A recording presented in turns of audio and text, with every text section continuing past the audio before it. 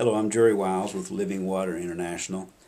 I've been asked to give a brief overview of our oral disciple-making strategies at Living Water International. We are conducting two-day training workshops in the field where we're working in Asia, Africa, and Latin America. And in 2 days, we teach 5 stories. We give a community or a people group a simple, systematic theology with 5 simple stories. And I think the key thing to what we're doing is keeping it simple and reproducible. We work really hard to make sure that it's biblical, that it's understandable, and that it's reproducible. There is a movement overall in the mission world, the orality movement, and it's a very significant development in world evangelization. The orality movement was a major topic of discussion at the recent Lausanne Congress on World Evangelization in Cape Town, South Africa. What we're doing at Living Water is the 5-story 2-day training, and where we're doing these in our Latin American countries and Africa and Asia, we do bilingual training. So we do English and we do a gateway language.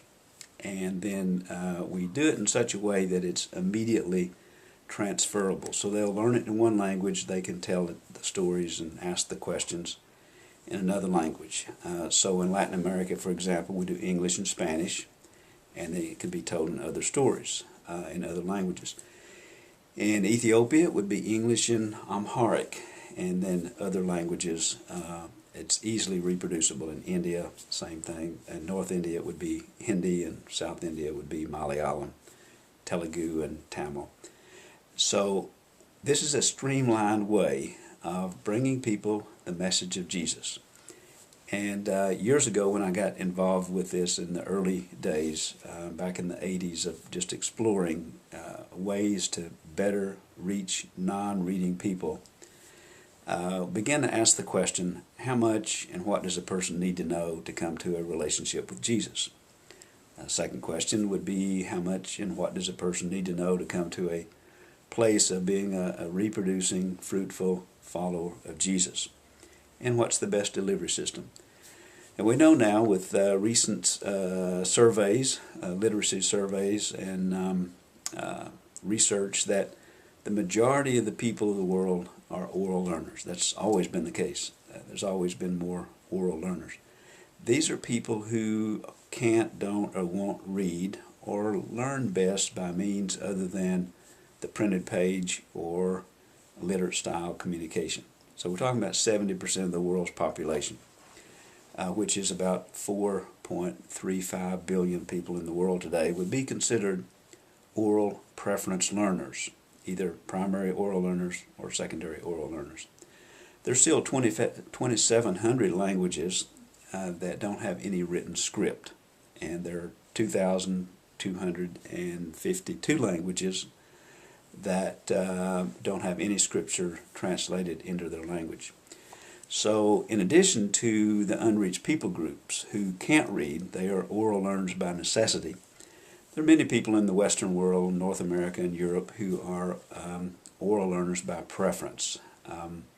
And so we're seeing that this is totally transferable. If you think about the Great Commission, to take the gospel to the ends of the earth and to make disciples of all people groups, all nations, it's got to be something that is transferable to the ends of the earth.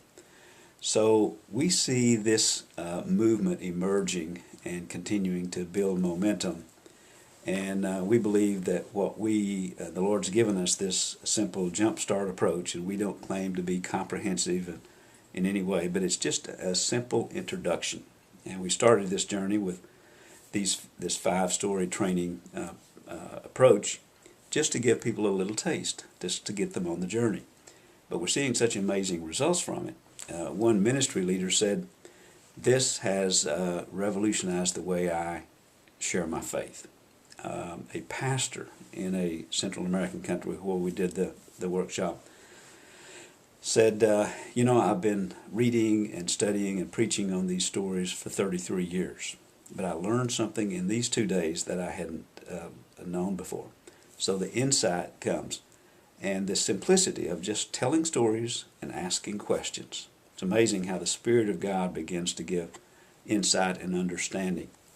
For example, when we tell the story of the woman at the well, the Samaritan woman, and we tell the story, we learn the story, and we ask questions around three areas. What do we observe? What does it mean? And how does it apply to our lives? And when you ask the questions, you engage in conversation. People can hear a story, they learn a story, maybe it takes 2 to 3 minutes to tell the story. They can spend hours talking about it once you get to what does it mean, how does it apply to our lives. But in the story of the woman at the well, one of the questions we ask is, why did this woman leave her water pot, go back to town to tell about her encounter with Jesus? What do we learn from this?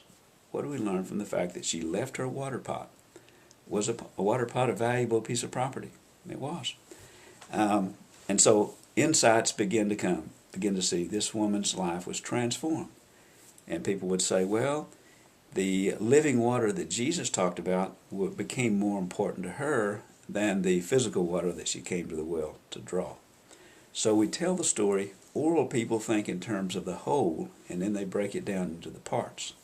But the story becomes the vehicle for the truth. So they learn the story through repetition, review, retelling the story, pondering it, discussing it, asking questions about it, and it sticks in their mind and in their hearts. And they're able to retell it. So this is a way that's totally transferable to any place on the planet.